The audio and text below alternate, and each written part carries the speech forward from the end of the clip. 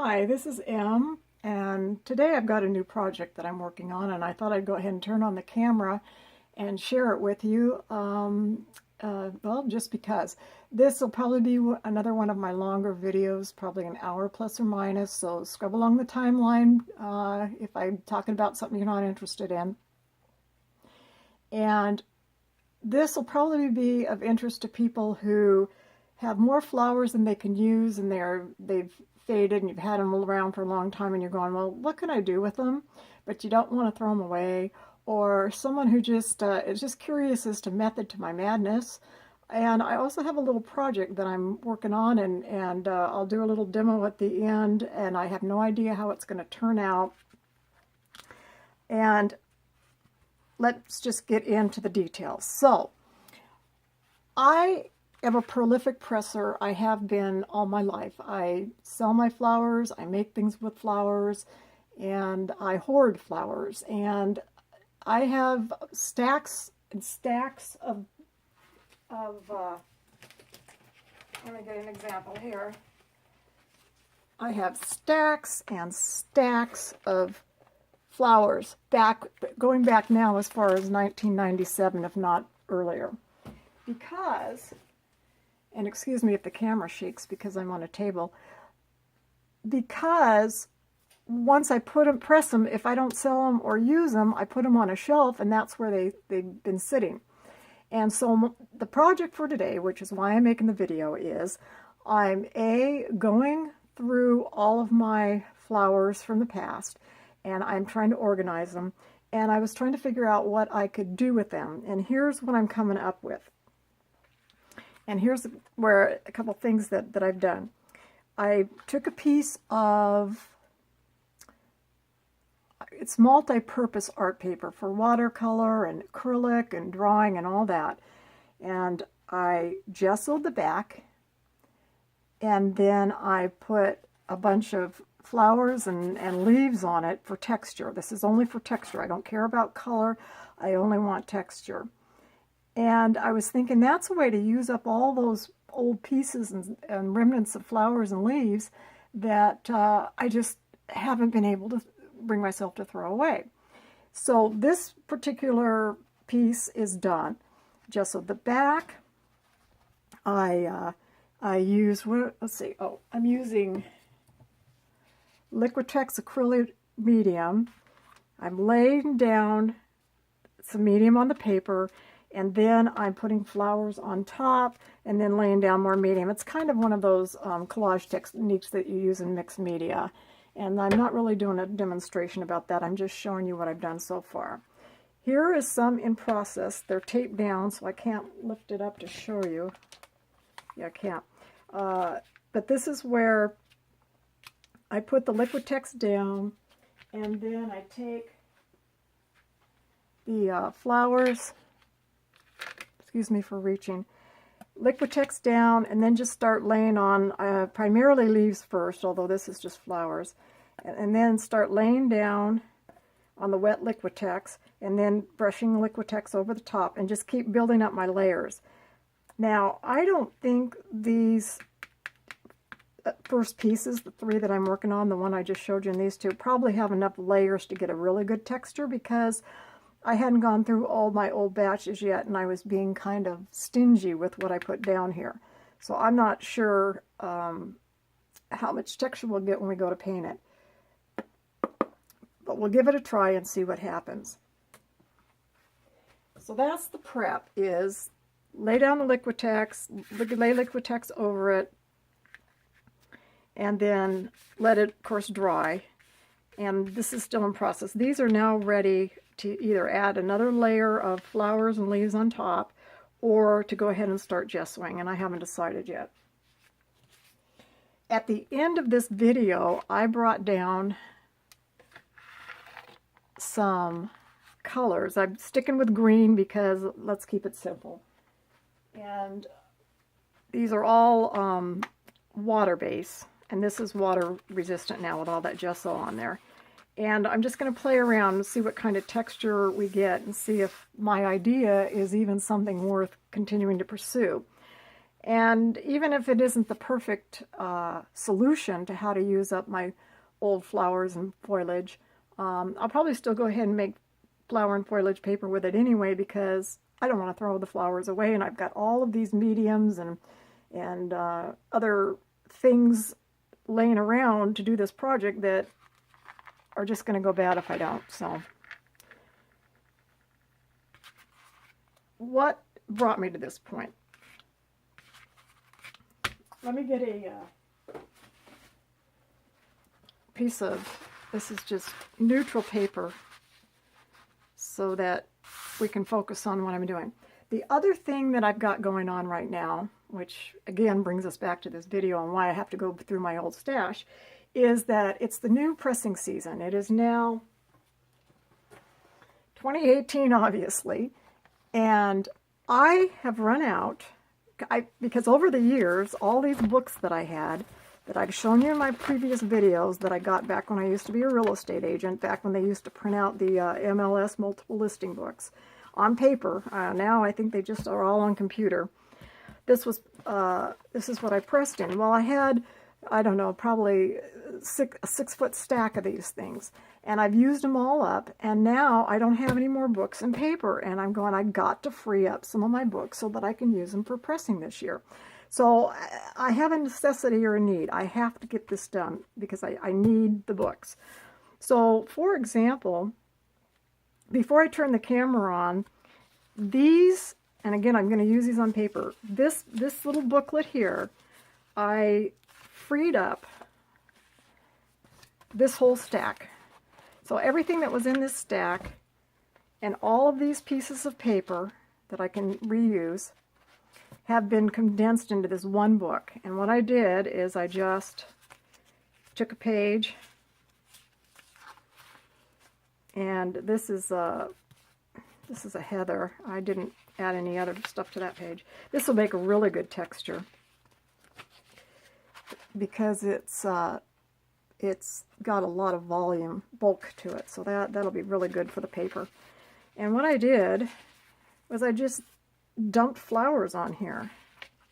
So this one page has about 4 or 5 pages of leaves, because when I press in a single layer, and you can see how many layers are here. So that's what's in this book. Here's some what do they call it? Maple leaves. Here's some more pages. So this book is now ready to start taking the flowers and just putting them on this paper that I'm working on. So yay, freed up some books to use.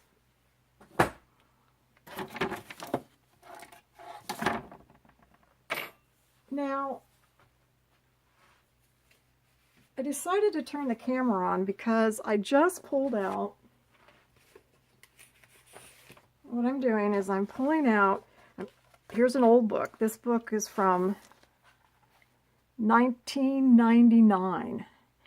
And most of these older books, these are the original flowers, because once they went in a book, I'd use out of the book, and then anything that I didn't use ended up going on the shelf, because of course each year I press new fresh flowers, so anything from the past ends up going on the shelf, and I can't use everything I press or sell everything I press because I press too much. And what I'm doing is I'm just pulling out a sheet and pulling out a sheet and just going through the whole book and pulling out sheets. And then I'm taking the sheets and I'm just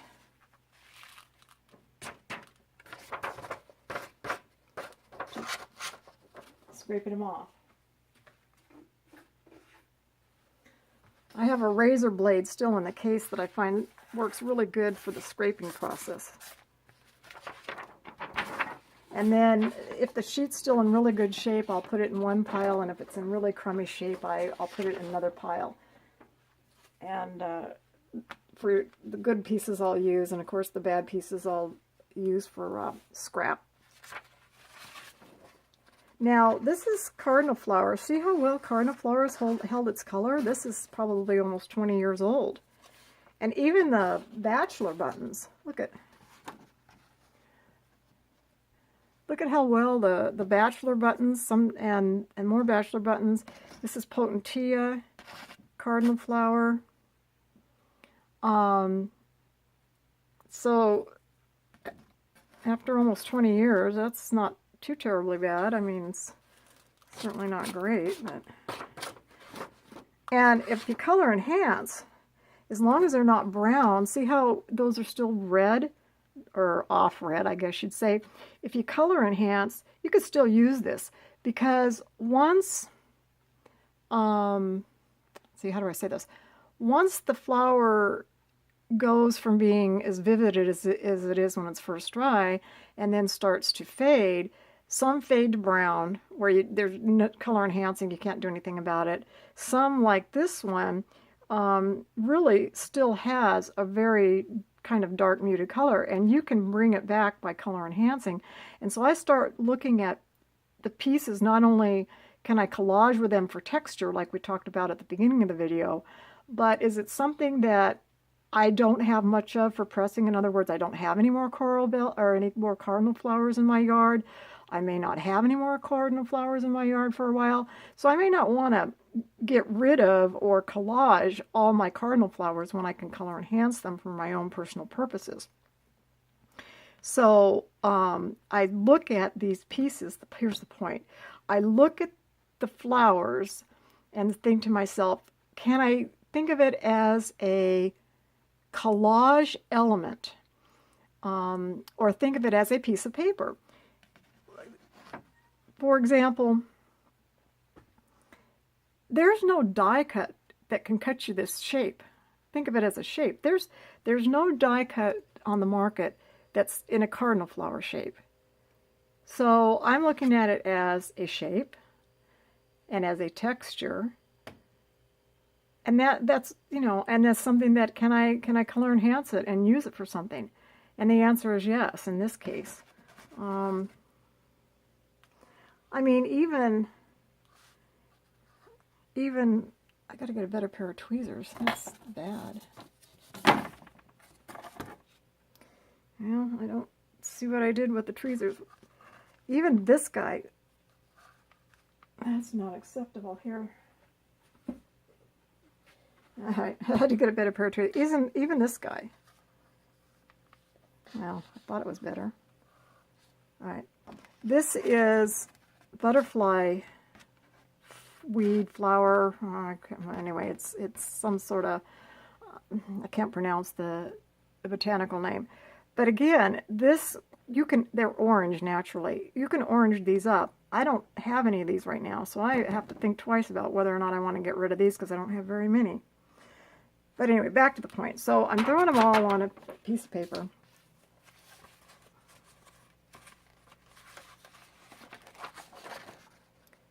Now here's some more. Gosh, I can't believe how good those look after all these years. All right. These are from O2. This pile here.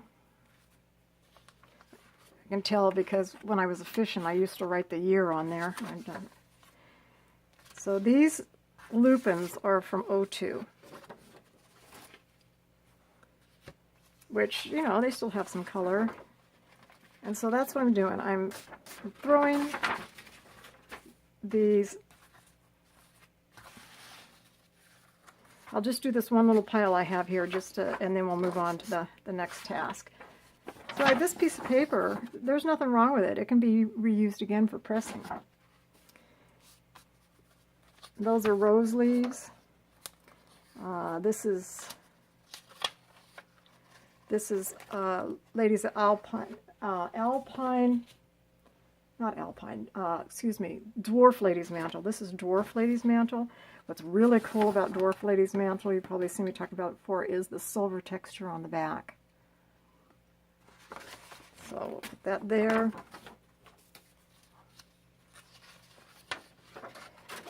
these purple lace leaf maples hold their color really well. These, again, these, what is that, 15 years or something? More than that. These ferns, here's how the ferns aged. So what's interesting about going through these that I'm trying to share with you is if you're interested to see what happens after 15, 20 years in the coloration of these flowers, it's just a quick little education on fading. So you may be interested in that.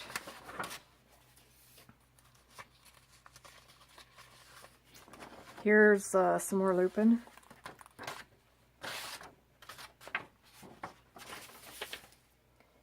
And let's see what we have here. More lupin.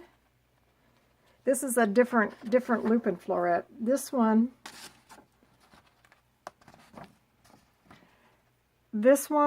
was a pink lupin, and this one was blue with yellow. That was the original color. So this was a pinkish, and this was a bluish and a yellow. And when they hold their color, fairly okay for a little while. And when they first come out, if you can get the lupin through the press, they look really good. But sometimes they'll turn brown in the press, no matter what I do. So I don't know if it's just how much moisture is in them when I press them, or the time. Now here's some more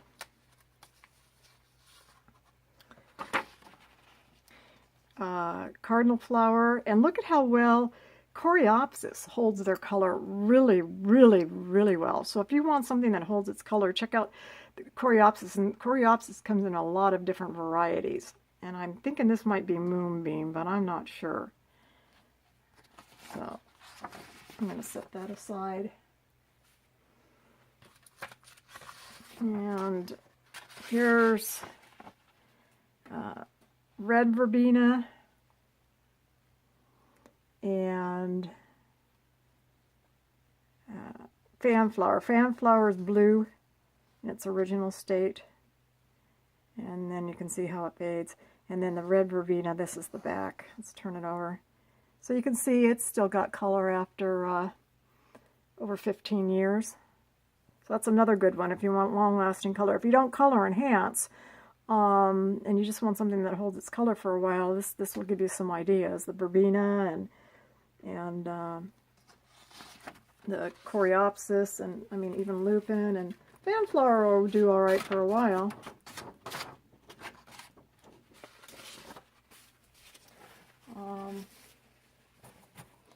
Okay, so that's what I'm doing, and then after I fill this sheet up, what I consider reasonable, then I'll put a piece of paper on top and put it in my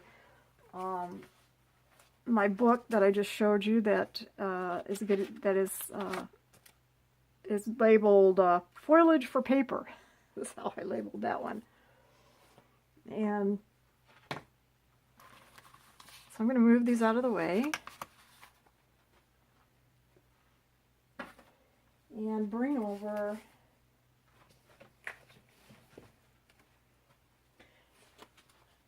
we're just going to look through a couple things quickly, just in case you're curious to see how some things are aging.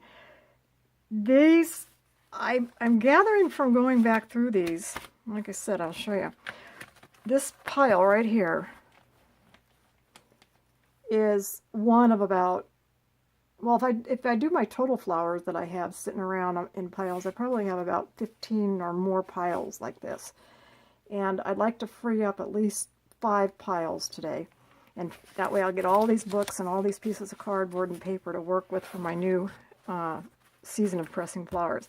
The other thing that I've determined is that, as you may have heard me say in prior videos, I used to use newspaper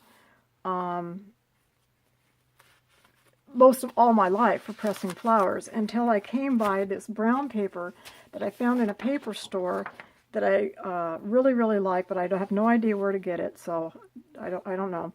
In a pinch, you can use, regular copy paper, but I actually prefer newsprint because it's more absorbent. This is pretty good copy paper if I have nothing else to use. So, you know, don't let the fact that you don't have a particular paper on hand stop you from pressing flowers. I just have to put some pretty in here. I just have to show you some pretty. Here's some pretty. Now this is the back side. There. So this is a anemone and blue larkspur and Queen Anne's. Just had to throw that in there. Since we're looking at so much stuff that's faded, I just thought we'd look at some stuff that looks good. Okay, so Mexican Sage. I really want to buy another one of these books. I was actually on the internet looking last night for a Mexican Sage because the flowers are really cool, but the leaves are also nice if you want elongated leaves. So this is back from 1997, and somewhere between 97 and 99 is when I started using these brown paper, these papers. So I know that anything that is on newspaper is going to be 99 or earlier. And in this case, I know from the book, fortunately these books are dated, that this is back from 1997. So anything that you're looking at in here, you're seeing what these look like after 20 years. So that's the Mexican Sage leaves. We'll just flip through a couple of these real quick. This is the floret of the Mexican Sage. Now this, oh, wow. Oh, I love these. They're a really pretty purple color, and they hold their color for a long time. Now these are just the florets, and we'll see in a minute if I have a spike of it, because the spike is just really cool. But you see the florets? And they feel, they have a texture to them. They feel hairily silky. Hairy in a good way to the silky side. They have just a really interesting texture.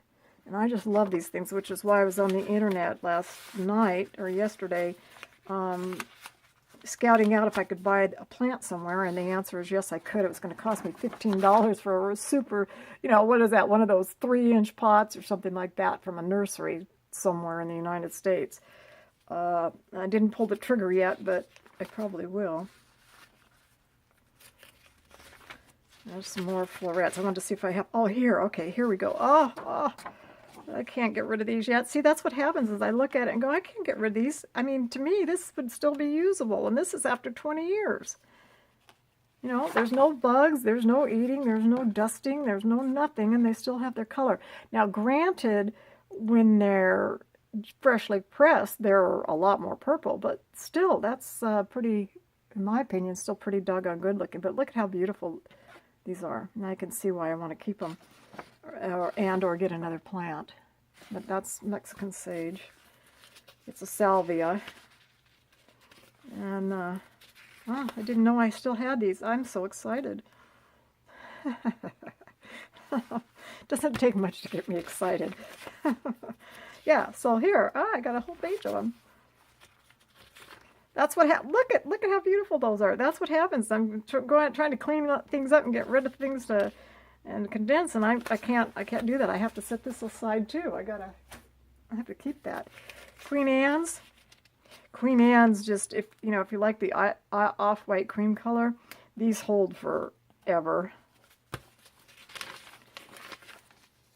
And I'm not opposed to dusting them with a light can of white spray paint either, and then just dabbing a little water or a little of my you saw my color enhancing paint around the center there just to re-green them up. But this is after 20 years, nothing's been done to them, and look at, they still have a nice yellowy cream color.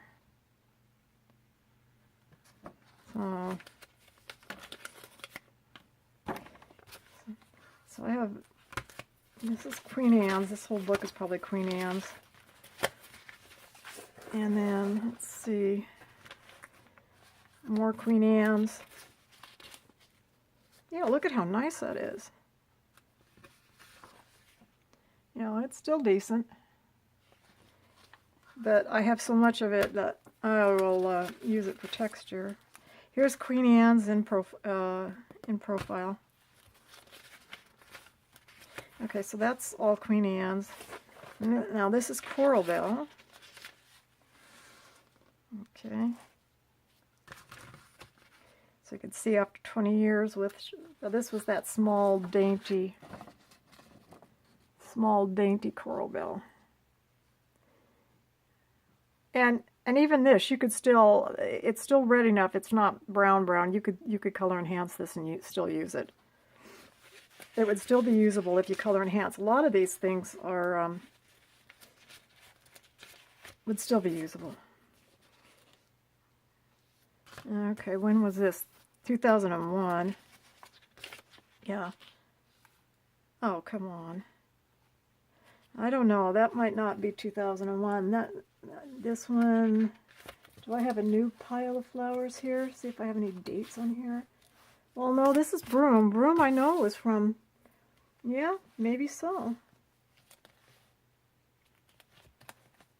No, that would be accurate. Because I haven't pressed Broom since, well, our broom tree died eons ago, so yeah.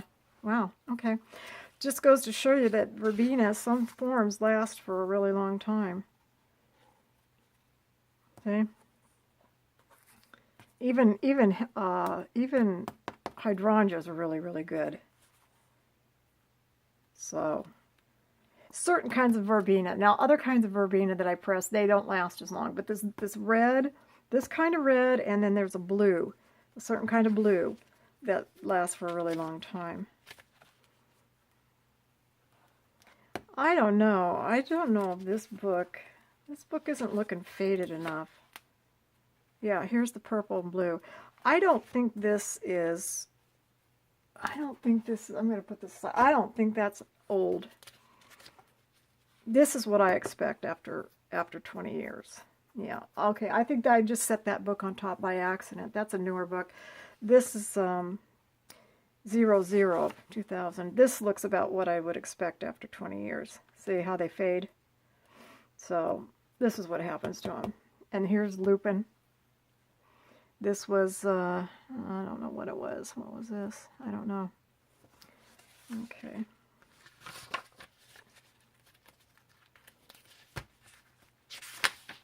Yeah, this is what I would expect. Okay, so we're back in business on our old flowers. That other book was just one I set on top for some reason, and it just doesn't have old stuff in it.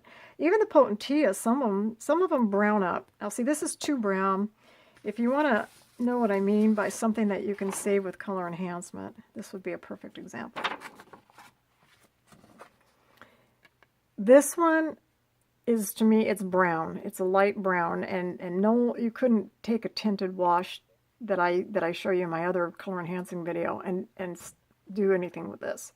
This you could, because there's still enough color on there, and the lighter areas can be yellowed, you know, to where this could still be looking good, and you could use it as a collage element with color rather than just gessoing over the top like you saw at the start of this video.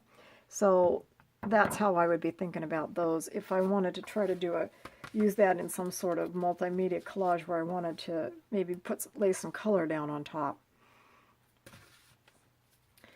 So let's see if we have anything else of interest here. More Potentia. Oh, these things. This is a form of an oregano. It's an herb. I use it in my herbal tea, and I just pick the fresh leaves off and throw it in my teacup. But the flowers, or actually I should say these are the buds before they flower. And they hold their color forever. Well, 20 years to me would be forever. We'll define forever as being 20 years for our purposes. And, you know, the stem browned up a little bit, but you could still use it in multimedia collage if you were in tight space for needing flowers. So that's, don't overlook herb flowers. Some more some more lupin, bachelor button. See if there's anything else different here to show you. Oh, something else that holds their color really well is a certain kind of cosmos. This color cosmos. The light ones don't as much, and certain other ones, but this, whatever this shade is of cosmos, holds its color really well. And I'm not going to be able to get rid of this page right now, so I'll have to set that aside. Let's see. More potent. Oh, here's marigold florets. They also hold their color for a really long time.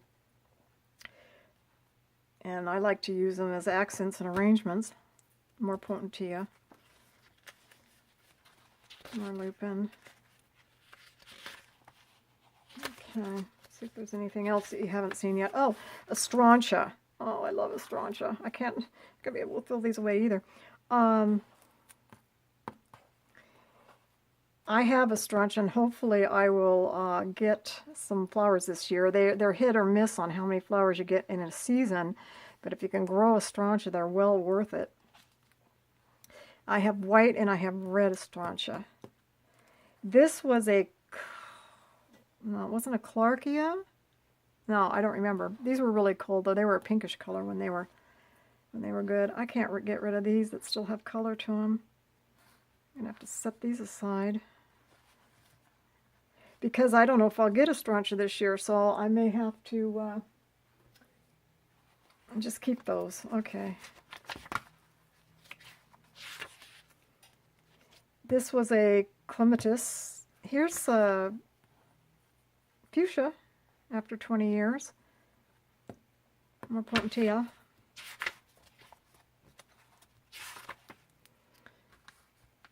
Now, here's some more cosmos.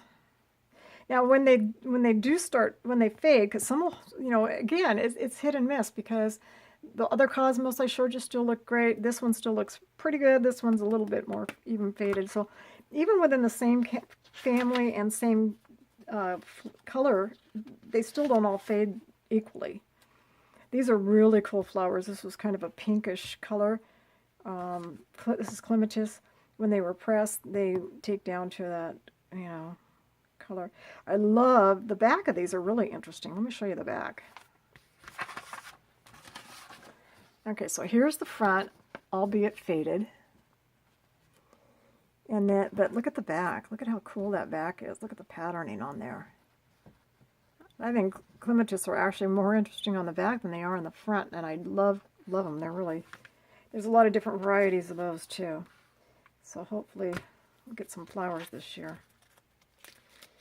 You've got some real big ones too. I don't know what they're called, but they're huge. They're probably, you know, good 7 to 9 inches when you get the big ones. They're big statement pieces. Here's some bachelor buttons. Okay, we already looked at that. All right, bidden. Now here's a white astrantia. Now this one, sometimes they don't go quite as brown, but this one's pretty brown. Here's some mum leaves. This is bidden. What I really like about bidden, not only do they hold their color for a really long time, but I love the,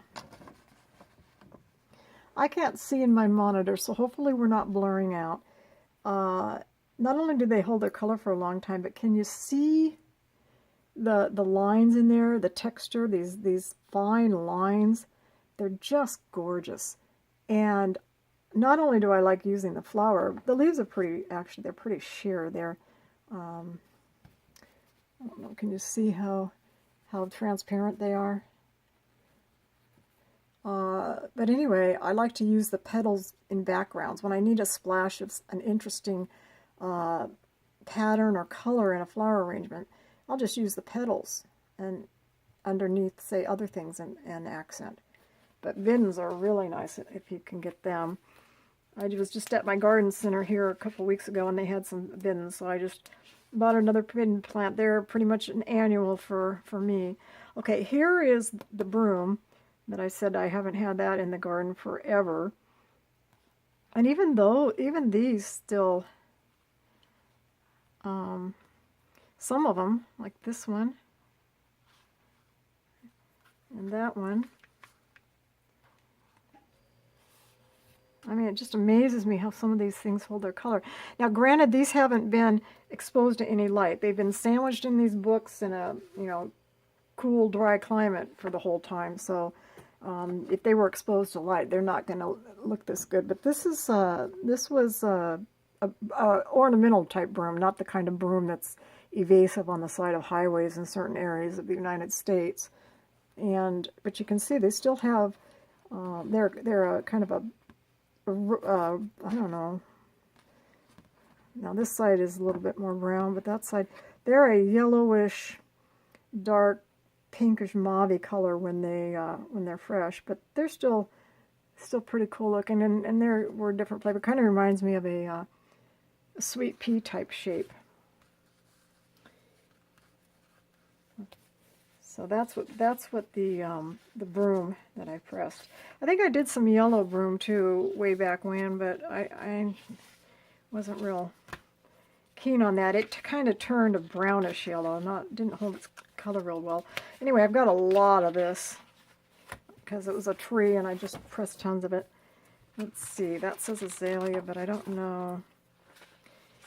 Okay. We know that this is, pre-1999 on paper. Let's see how well the maple leaves hold their color. Those purple maple leaves, I mean, they last forever. This is the bird's foot truffle, if I'm pronouncing it right. After that time, they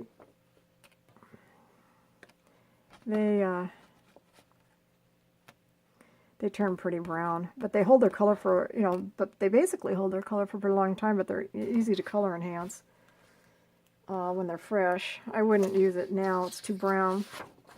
I wouldn't use it for a collage element with color and anything. Although they've got a good texture, so they'll work good on that flower paper that we are working on. Heather, let's see if there's anything different going on here. Okay, heather, this particular variety of heather, I don't know what it is, but it's kind of a sheeny. I'll show you the two types. This is it's got a sheen to it. I don't know if you can see when I turn it around in the light. It looks silky, these two, as opposed to this one. I call this the Pom-Pom Feather because it's got roundish florets, and this is pink. This holds its color fairly well too. This one's really easy to color enhance. This one you almost don't need to because it just holds its color really well. But heathers work good in arrangements.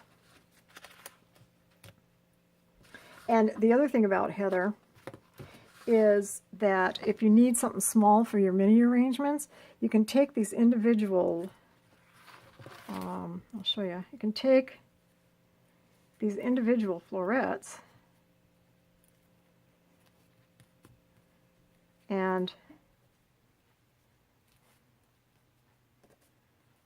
that was kind of cool in a threesome cluster. And you can use these as little accents in your mini arrangements or in your jewelry where you need something really small. Heather works excellent for that. And some more cardinal flower. Heather, more heather. Cardinal. Must be a whole thing of cardinal flower.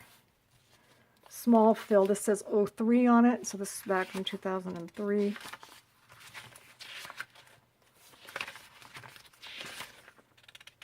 Marigold. Okay, I don't see. I think you've already seen most of that. Let's quickly browse some more cosmos. You've seen all that. Oh, here's some pansies. Okay, here's, all right, so there's some different stuff in here. This is anemone. Fall flowering anemone. These are, well, I just showed you an anemone here. It's this guy. It's this guy. Only a bigger flower. These are smaller. The smaller ones, the smaller that you can get them, as soon as they open, the better they hold their color. The more open they are and the bigger they are, the less long they hold their color. And this is a fennel leaf. Here's some pansies. Some pansies hold their color better than others. This pansy, this kind of pansy here, whatever kind of pansy it is, it holds its, well, obviously, because this was pressed in, what did I say, 2003, for a really long time. Whereas this one turned a little bit more brown. This was a purplish. This one holds its color pretty good too. I don't know what that one was, but it didn't hold its color at all. Here's a coral bell. Coral bell holds its color for a really long time. And a English daisy, or the ones you find in your yard, they will turn brownish or creamish brown over time. This was a what is that? That's you get them in the garden center. It's the salvia, the orange one. And actually, I like using this part right here, and that will last. These generally last for a really long time on their color. I like this too, and sometimes I'll just separate them, and I'll use that in an arrangement, one way, especially if I'm tucking it under another flower. If I'm tucking it under another flower, see, I don't need to keep this piece. Or maybe I want to not use that part, but I want to use this as a tuck under somewhere. So it all depends on what you want to do. Use different parts of the plant.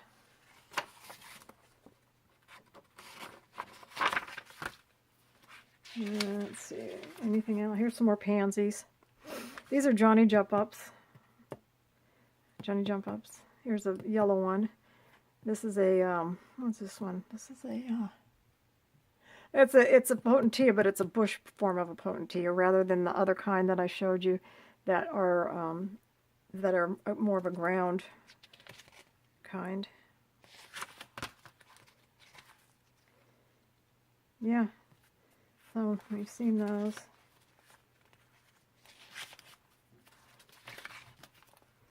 Oh, something else that holds its color forever. And remember, ever is defined as at least 20 years in my book, is Montbretia. I mean, these look the same right now here as they do when you first press them. I mean, you might be a shade more vibrant, but not really. I mean, I love these. I love these. These are foolproof. There's Crocus Mia, I think, is more of their technical name. Well, we have a Crocus Mia that looks like this. It's a darker red. I'm going to assume that this is a Crocus Mia family, but anyway, these are Montbretia, and the other one I just know is a Crocus Mia darker red. The darker red Crocus Mia turns too dark. I'm not as enamored with it, whereas these I just love.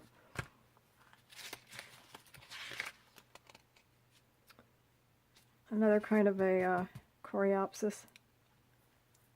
Pentus. Oh, this is an interesting one. I've got I bought one of these last year, and they when they're happy, they like to make a super big clump, and it's called a poached egg plant. And they've got, and the reason they're called poached eggs is they've got this yellow center, although remember this is 15 plus years old, but they're white, they're kind of a whitish with this yellowish center, and then I love, this green, how that looks like a star. They're very sheer, as you can see how sheer they are. They're very sheer. But they hold their color for a really, well, such as their color is. They're obviously a lot more vibrant, the yellow and stuff, but they hold up for a really long time in their coloring. They're very interesting. Here's a pink larkspur. Larkspur holds their color for a really long time too. I planted some larkspur seeds, so hopefully This is a another, I don't know, I think it's another form of a gem, I'm not sure. Here's the other Potentia. I told you a minute ago the yellow one, I said it was a bush Potentia. This is a ground Potentia, and there's different varieties, these varieties of Potentia. This was a Campanula, like a bellflower. It was blue. It's really gone brown. And then here is monkshood. That's monkshood. And I used to live in Alaska, and if I remember correctly, monkshood was a wildflower up there, which is where I first got introduced to it, and I really liked it. So when I moved here, I bought a monkshood plant, and it's still going strong. As a matter of fact, I got a couple little extra offshoots that I planted in other parts of the garden this year.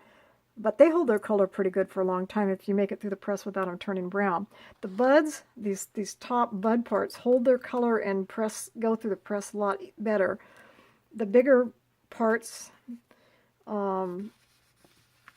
will fade faster, and sometimes they'll brown before they make it out of the press. But when they make it out of the press and they hold their color really well, they will hold their color for a long time. But I really like them. Now, be careful on some plants, because monkshood is one that's reputed to be kind of poisonous. So you don't want to go around and rubbing it through your fingers and then, licking your fingers and doing stuff. So you just want to be conscious of some plants that have more poisonous aspects to them than others.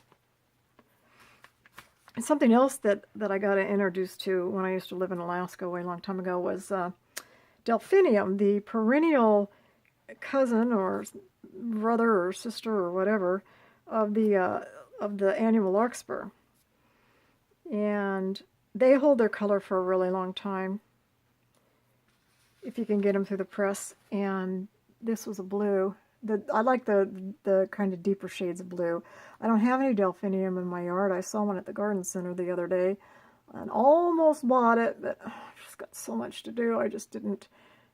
Maybe next year. And Delphinium, as I understand it, because in Alaska these grow in clumps. I mean, oh, geez.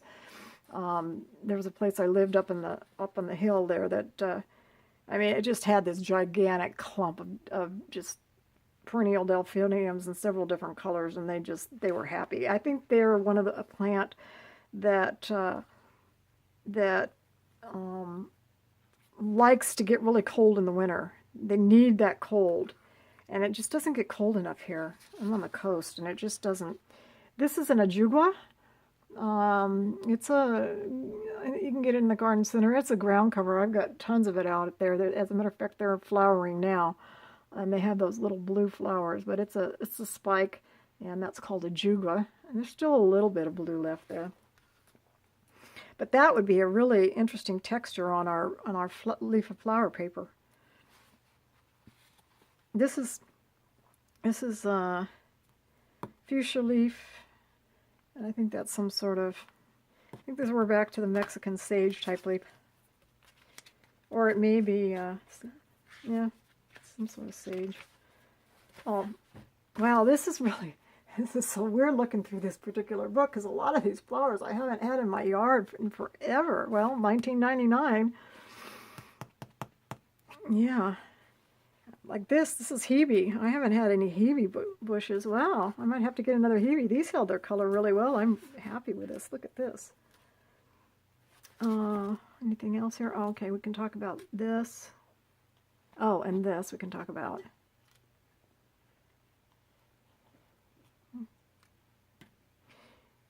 Okay, and this. All right. Got different flowers to talk about. Okay. So,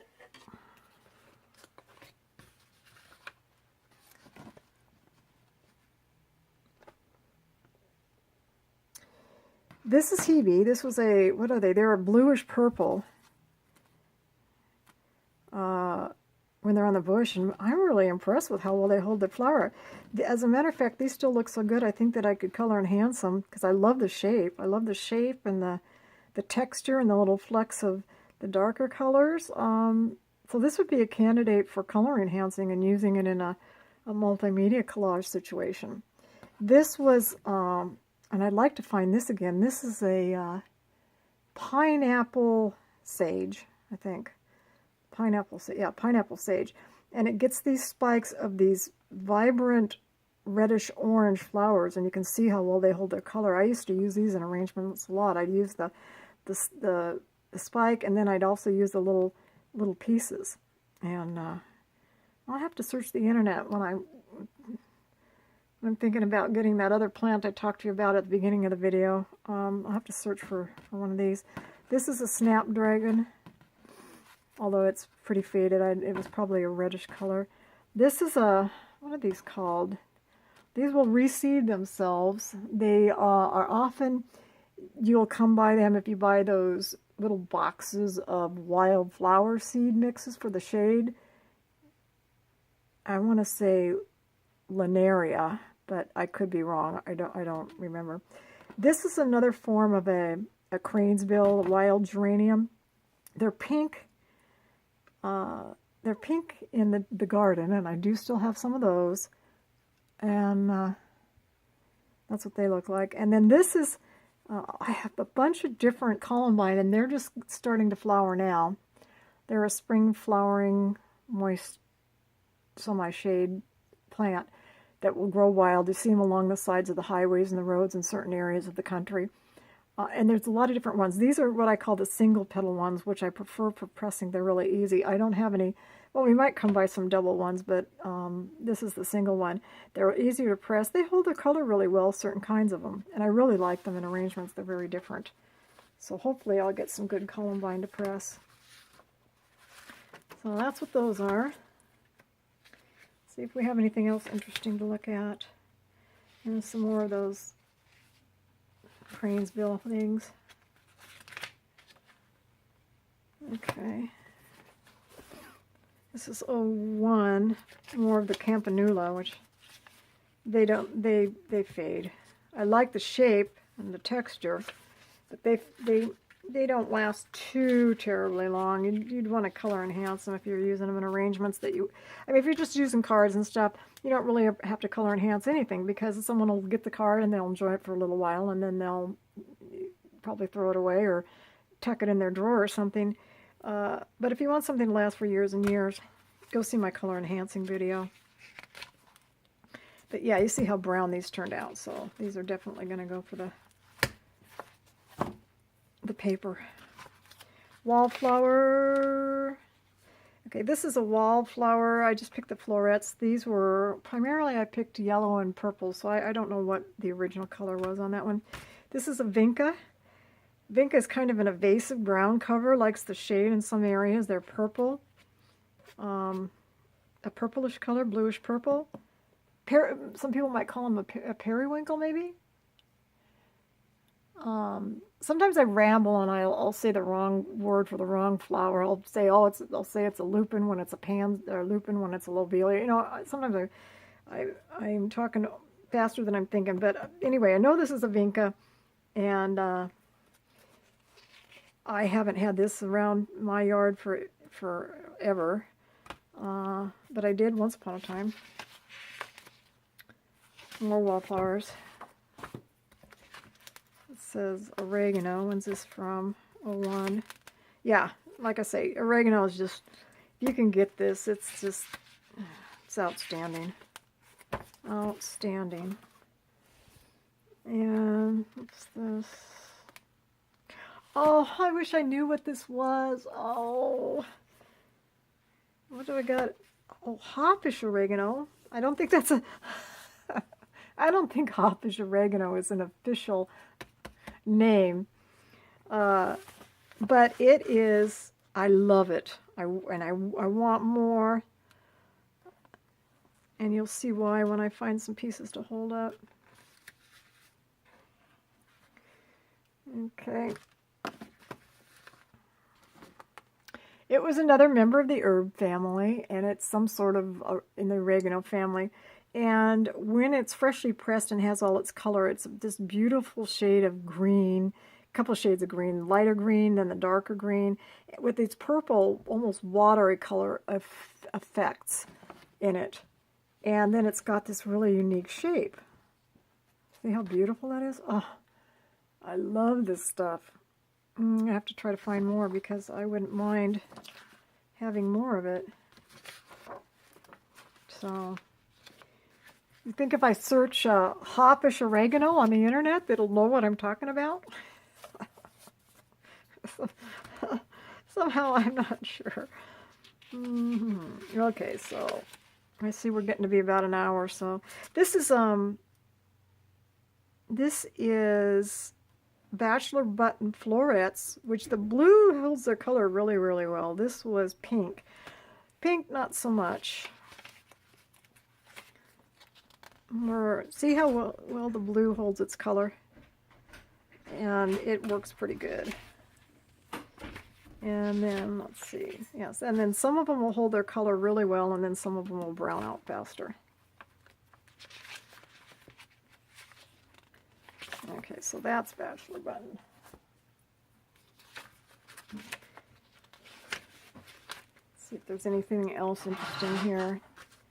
These are really browned out.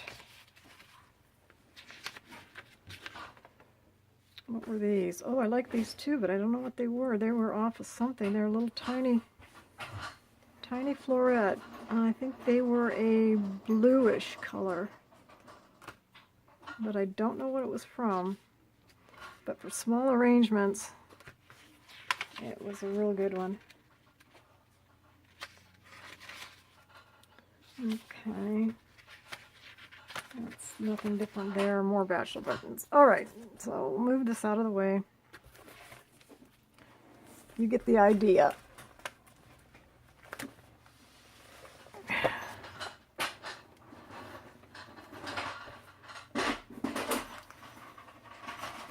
We have something broken on our wheel.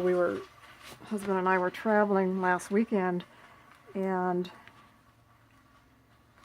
we were actually garage sailing. They had the great weekend garage sale. Our city once a year has this big citywide garage sale, so we went garage sailing. And fortunately, it was when we were coming back, the tire started smoking, and we made it home, but we don't know what's wrong with it. So the noise you hear in the background is him taking out the jack. He's going to jack the car up and see if he can take a look behind the wheel and get an idea of just how badly the damage is. Okay, I don't think there's anything else real quick that we should be looking at. Let's see, maybe there's a couple different things here, and then we'll test paint that piece of paper that I showed you at the beginning of the video, and then we'll be done. So I don't really want to... Oh, this is, what is this? Jupiter's Beard. Is this Jupiter's Beard? I think so. But the florets are really interesting, and they hold their color really well. They're kind of a dark pinkish color, and then they turn a little bit darker. But when is this? This is 01, and they're still, I don't know, they don't look a whole lot different today, right now, here, than they do if I just pulled them out of the press. Okay. See if there's anything else that we might want to... Here's Forget-Me-Not. Forget-Me-Not holds their color for the most part really well. And, yeah, so you don't really have to worry about doing anything to them. Or Forget-Me-Not. And even this particular kind of yellow marigold. No, see, there goes my mouth and my brain not functioning. Viola holds their color really well. So you can see where I've used a lot off of certain pages. And let's see. This is, what was this off of? I think this is off of some sort of oxalis, an oxalis flower. They're very sheer. This was a purple originally. It's like kind of like tissue paper sheer, but they're pretty.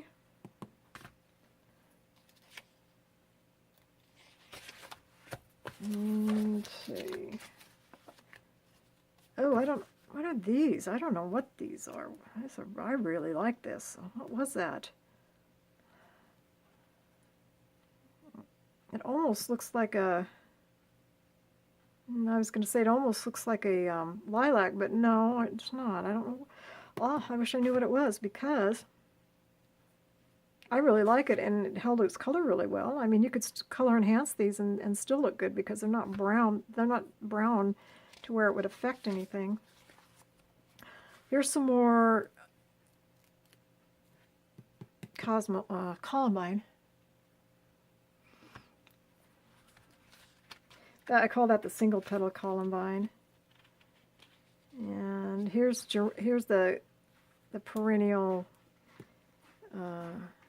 geranium, a certain variety of a cranesbill. And this is another form of a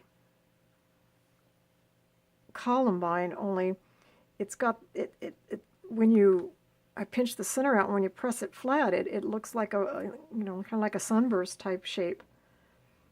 You can't do it with that. It's a different kind of Columbine, but it's in the Columbine family. This you wouldn't get this shape out of that particular species of Columbine. This is a geum. This is a Martha Bradford geum, I think. And some of them, see how well this one held over the years? The smaller you get them, and the earlier you get them, the better they'll hold their color. And then I have different kinds of colors of geum, but the darker or the reddish ones, if you get them early and you get them small. Here's a Bleeding Heart, the kind people are used to seeing from the garden center. And if you can get them through the press, and I'm pressing some now, they're beautiful. Here's some more geum. This one's really browned out over the years. Coral Bell, another kind of Coral Bell. Yeah, what are these? More snapdragons. I like that. I don't know what it is. I don't have any now, whatever it is. Forget-me-nots. Oxalis. Potentia. Yeah, okay, we've already seen those. Coreopsis. Jupiter's Beard, some more Astrantia. I don't know what that is.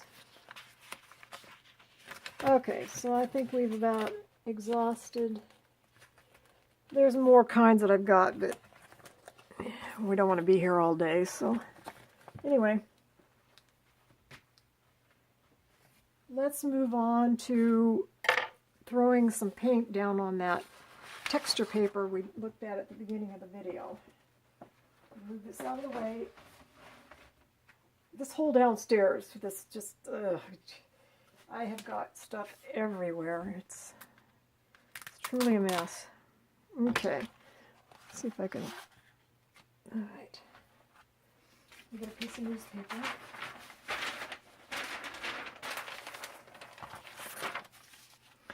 I wanted this just to protect these other flower things that I'm working on underneath from water, because we're going to go into some water.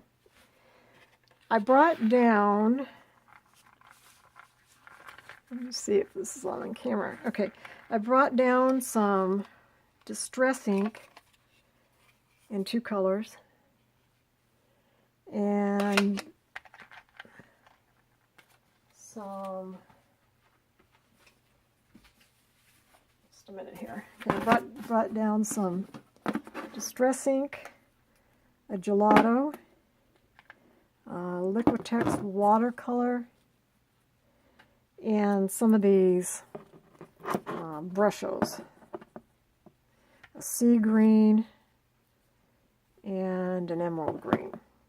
And that's what we're going to play with. We're just going to see what happens. I have no idea. I'm thinking I need actually to build up more texture with some more volume on these to make them even better. But for just playing around as an experiment, let's see what happens. Okay. The brush, here's a brush. Here's the water.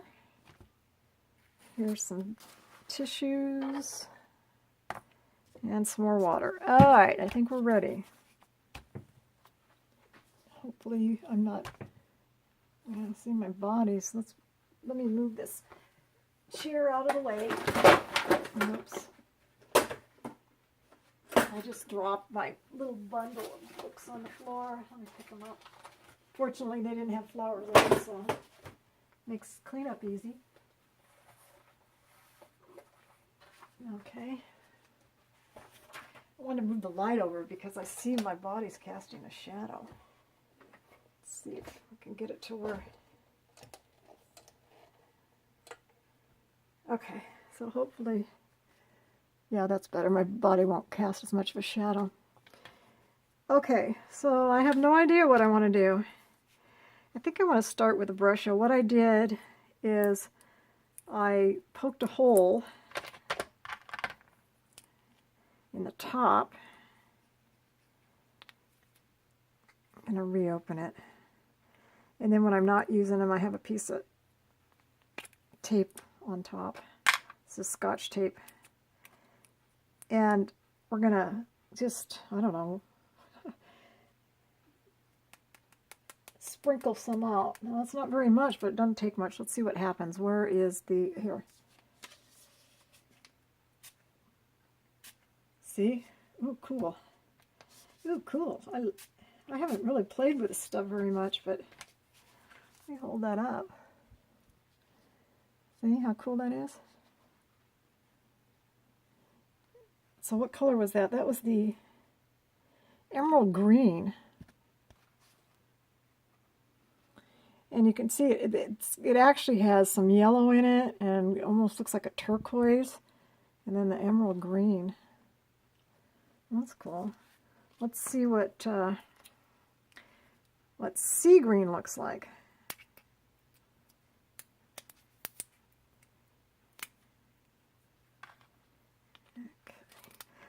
But let's put it. Ooh, that's going to be a lot. But you see how little is on there? Let's see what happens.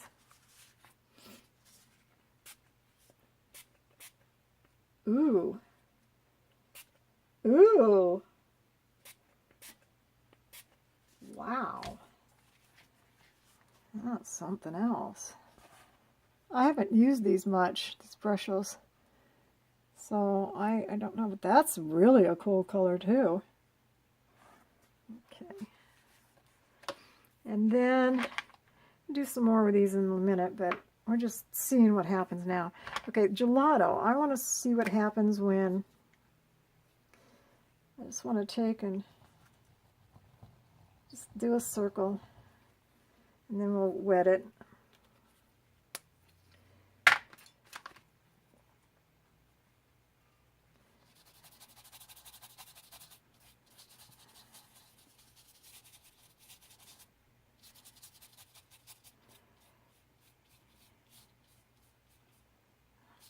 Huh.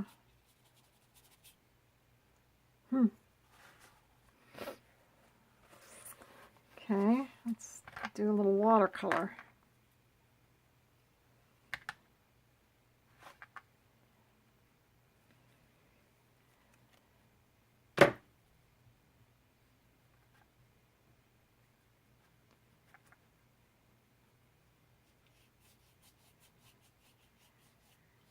Oh, I think I like the watercolor better, even better, because it's picking up some of the texture. I think that now that I'm going to be freeing up more flowers and leaves from my stash that I hadn't freed up when I did these original papers, I think I build up one more layer and use a couple of bulkier pieces, because most of these pieces aren't bulky, to give it more texture. And let's brush some of this around. Oh, no, this one's working pretty good because you can see some of the veining in the leaves there. Oh, I really like this brush on.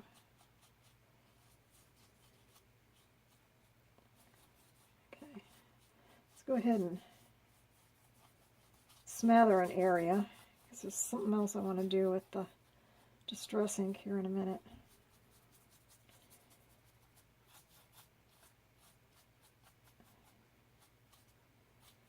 See, what I'm hoping is that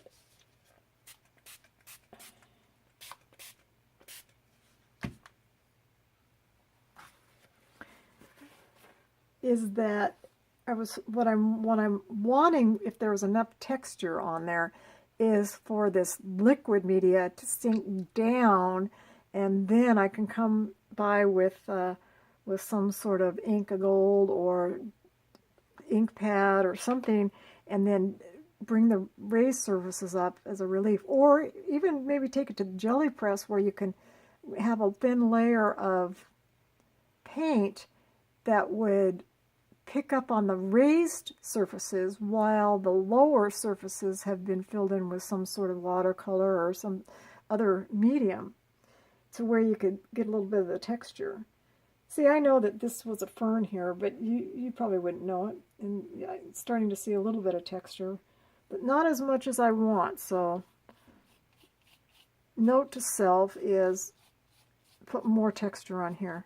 And I kind of thought that that was going to be the case, but I wanted to find out. And since I like these brushes so much, I am going to, well, first before we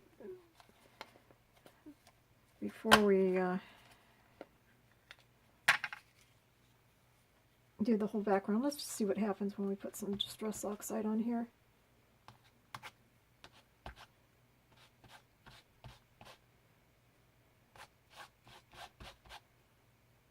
Well, it does hit some of the higher surfaces. Oh yeah, okay, see, there.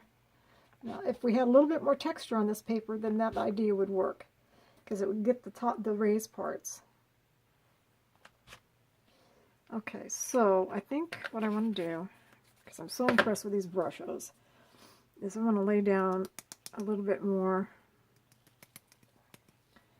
brushes. Let's go ahead and spray it.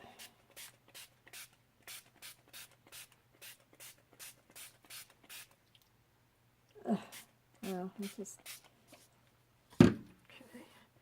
I needed a bigger brush, but that's okay. What I want to do now, all I want to do now is I just want to lay down color. That's really my only goal now. It's just get really wet and lay down color.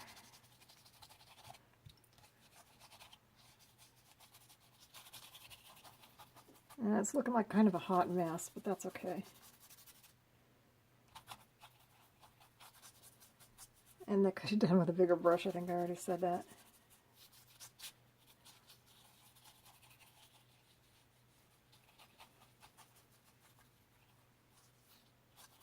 Yeah, see, there's really no texture at all here.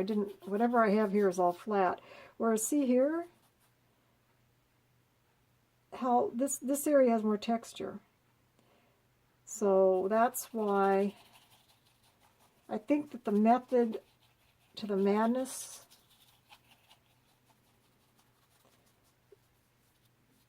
is going to be a good idea for how to use my leftover flowers and leaves. I just have to make sure that I put a final layer on the top that's got volume and more interest, so that I don't have an area like this where there's just not really much happening. Whereas this area, you can start to see the flowers. So that's good.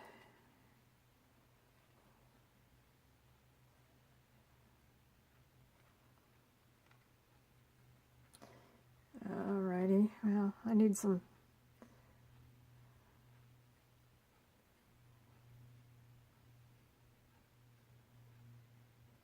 I'm just playing. I really have there's no goal here. I'm just playing. I'm just trying to get the color to lay down in the lower areas, so that the upper areas don't have as much stuff. Now, something else I want to try. I want to take a piece of paper towel and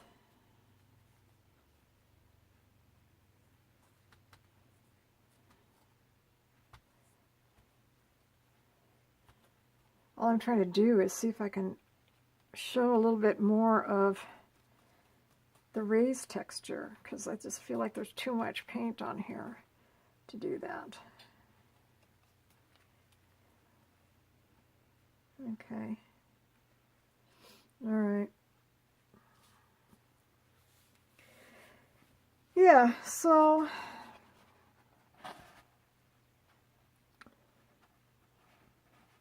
if you could see. So what I would do now, like I say, I know what I put down, but I need more texture for other people. Like this little pattern here was a yarrow leaf, and this was some sort of, I think this was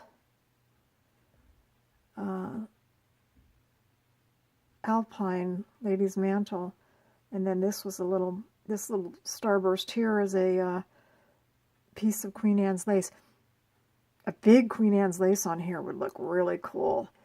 That's what I'm going to do. I think I'll go pull out some of my Queen Anne's lace that I showed you from way back, and that would look like a big starburst or a piece of lace or something. That would look wonderful. So yeah, I think that would work. And then my thinking here is that once this flower paper background is dried, then I don't know, I would use it for maybe, well, let's do this portrait. And hold on, I've got some leaves over here that I just came out of that are in the press. Let me see if I can find a big leaf. Let's try some.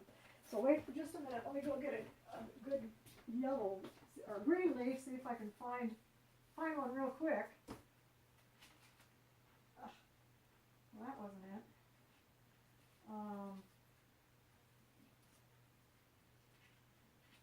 I'm looking for a leaf. I'm looking. Well, maybe I can't find one quick. There's something. Well, no, those are all flowers. Well, if this wasn't if this wasn't one that was all faded, since all I have around me is stuff that's faded, I was thinking that if this was pretty, could use it as a background and make a floral arrangement, you know, specimen plant or something. That's not doing any justice because the color looks bad. But anyway, you get the idea. There's still a little too much water here.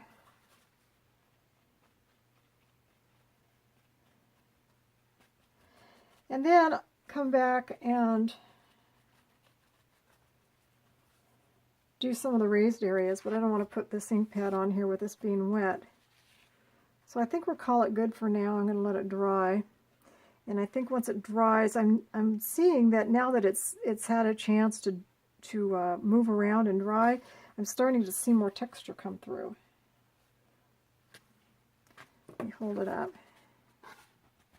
You see how as it's drying and sitting, that it's now starting to, the higher surfaces are starting, what am I trying to say? The liquid is starting to migrate down lower off of the higher surfaces, and so some of the areas are starting to show a little bit more pattern. So once it's thoroughly dry, I think it'll be even more textured than it is now. So yeah, I'm really liking it. Now I think there needs to be a little bit more color over here. Let's just put a little bit more color over here, and then we'll stop the video and call it a day. Let's see if that did anything.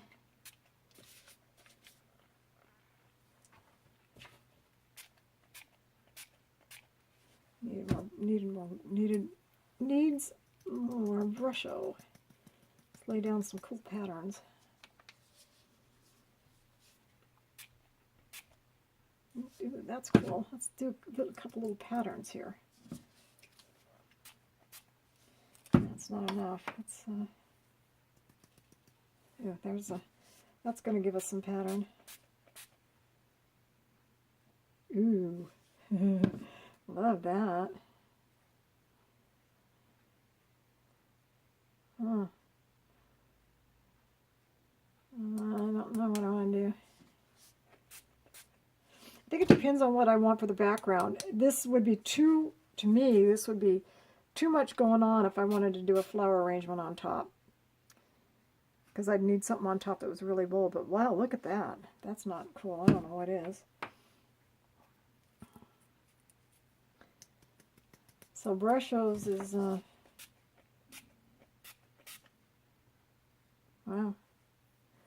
That's interesting. This one is the one with the yellow in it. Is that the emerald green?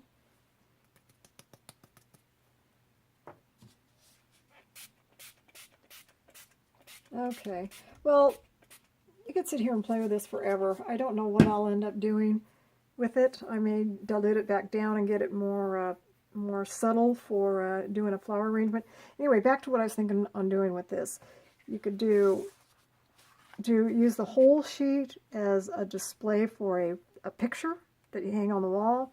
You can cut it down into smaller parts and use it as elements for card making or ATCs or tags, and put some embellishments on top. I was just trying to see if the background wasn't so busy. You know, you could put a little pressed flower arrangement on top. Here's a Queen Anne's. No, I don't like that on that.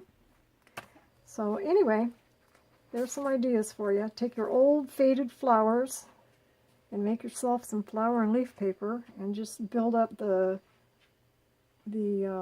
textures so that when you have the colors fading down in, you get some good relief. And then take something and lay it on top of the textures to bring out the raised parts, like what I think I said earlier, Inca Gold, or some sort of something with a hard surface that you can do it down on, or use your jelly plate and put I can see using a jelly plate and laying down a layer of a highlight color, you know, lighter than the background, and then just gently putting this on the jelly plate to pick up some of the color on the raised surfaces, and which is what I think that I will do once this is dry, and try that.